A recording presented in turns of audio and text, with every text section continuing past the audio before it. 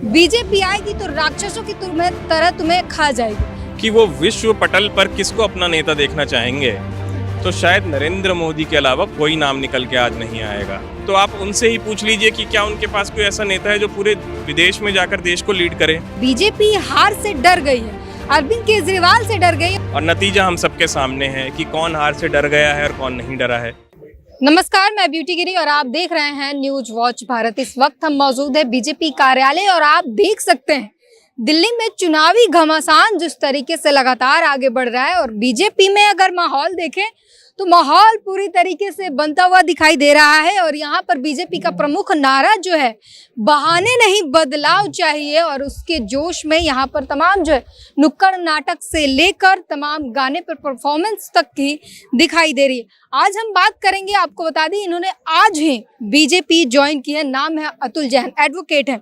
क्या कहेंगे? अरविंद केजरीवाल लगातार ये कह रहे हैं और आप बयान दिया है कि बीजेपी की जो प्रवृत्ति है, राक्षसी प्रवृत्ति है, ये दिल्ली को, जनता को आगाह कर रहे हैं कि दिल्ली वालों समझ लो, बीजेपी आएगी तो राक्षसों की तरह तुम्हें खा जाएगी। क्या कहेंगे आप? देखिए, ये जो बयान एक उनका आया है, बहुत निंदनीय बयान है। आप ये समझिए कि राक्षस कौन थे। सबने रामायण देखी है, महाभारत से हम भली भांति परिचित हैं। देवों को जो दर्जा दिया गया और राक्षसों को जो दर्जा दिया गया वो भी हम सब जानते हैं। मैं किसी भी यहाँ पर जो आम आदमी पार्टी के भी सपोर्टर हों या कांग्रेस के भी सपोर्टर हैं या किसी भी निर्दलीय दल के जो सपोर्टर हैं, उनसे मैं यदि पूछूं कि वो विश्व पटल पर किसको अपना नेता देखना चाहेंगे, तो शायद नरेंद्र मोदी के अलावा कोई नाम निकल के आज नहीं आएगा।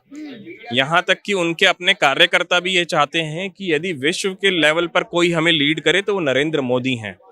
तो ये उनको सोचना दावा कर रहे हैं कि आपके लोग नरेंद्र मोदी को विश्व पटल पर देखना चाहते हैं। हमारे लोग तो देखना चाहते ही हैं, लेकिन और पार्टी के लोगों को भी यदि आप पूछें कि उनका नेता कैसा होना चाहिए, उनको विदेशों में जाकर कौन संबोधित करे कि वो भारत के नेता हैं, तो वो ना जाते हुए भी ये बोलेंगे कि नरेंद्र मोदी जी हमारे नेता हैं। नहीं, लेकिन देखिए, जहां तक विपक्ष का देखने को पता चलता है, मिलता है, वो कहते हैं कि विदेशों में तो आपने नाम हंसवा दिया भारत के। देखिए, अब आप ऐसा कोई स्टेटमेंट यदि किसी ने दिया है तो वो खुद ही हंसी के पात्र हैं कि भारत का नाम हंसवा दिया विदेशों में। आप यदि देखें पिछले 14 साल के अंदर, जब से भारतीय जनता पार्टी बहुत ज़्यादा एक्टिव है और पिछले 10 साल से खासकर जब से सेंटर में एक्टिव है भारतीय जनता पार्टी, और मोदी जी जब भी विदेश गए हैं, आपने चाहे टाइम्स स्क्वायर का प्रोग्राम देखा हो या ऑस्ट्रेलिया में प्रोग्राम देखा हो, उस प्रोग्राम में जो अटेंडेंस, जो शोर वहाँ होता है, वो किसी रॉकस्टार से कम नहीं होता। यही अपने आप में साबित करता है कि नरेंद्र मोदी जी की विश्व पटल पर क्या शख्सियत है, भारत के लोग उनको कैसे देखते हैं। और रही बात कि कोई और नेता हमें लीड करे, तो आप उनसे ही पूछ लीजिए कि क्या उनके पास कोई ऐसा नेता है जो पूरे विदेश में जाकर देश को लीड करे, तो शायद उनके पास इसका जवाब नहीं होगा।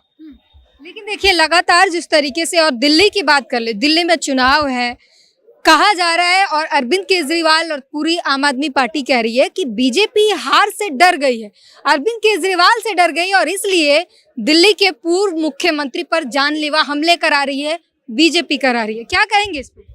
देखिए, इस तरह के वाक्य तब भी बोले गए थे जब हरियाणा में चुनाव थे, इस तरह के वाक्य तब भी बोले गए थे जब महाराष्ट्र में चुनाव थे, और नतीजा हम सबके सामने है कि कौन हार से डर गया है और कौन नहीं डरा है। तो इस तरह के वाक्य के ऊपर ये बोलना कि बीजेपी हार से डर गई है, हमले करा रही है, इस तरह की बात मेरे ख्याल से ठीक नहीं है। एक पूर्व मुख्यमंत्री को शोभा नहीं देती इस तरह की बातें। लेकिन जो तस्वीरें दिखा रहे हैं, कह रहे हैं कि ये सभी जिन्होंने हमला किया बीजेपी के गुंडे हैं, इन पर एफआईआर नहीं करवाई जा रही, जितने गुंडे भरे पड़े हैं वो बीजेपी में भरे पड़े हैं। क्या कहेंगे इसके लिए? देखिए, इस तरह की भाषा का प्रयोग करना ठीक नहीं है। रही बात गुंडई की, तो सभी जानते हैं कि उत्तर प्रदेश में आज से 5 साल पहले, 7 साल पहले, 10 साल पहले क्या माहौल था।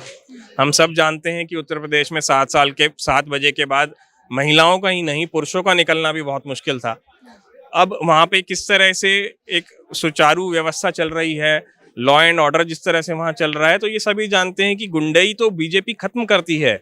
और दिल्ली जैसे शहर में जहाँ पर इंटेलेक्चुअल वर्ग के लोग बीजेपी में शामिल होते जा रहे हैं, आज भी काफी लोगों ने ज्वाइन किया, तो ऐसे में ऐसा बोलना कि गुंडे लोग ज्वाइन कर रहे हैं और गुंडे ही है, तो ये बहुत गलत बात है।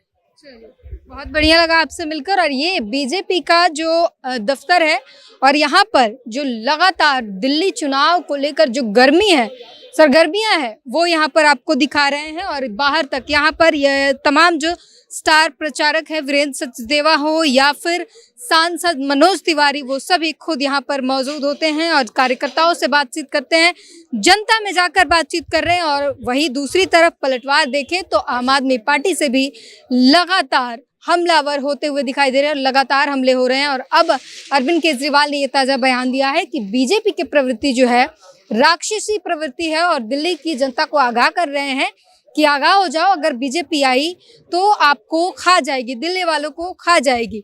अब इस पर जनता क्या सोचती है और बीजेपी वाले का इस पर क्या रुख है, हमने आपको बताया। अब आप अपनी प्रतिक्रिया हमें जरूर दीजिए। कैमरामैन मान के साथ ब्यूटी गिरी, न्यूज वॉच भारत।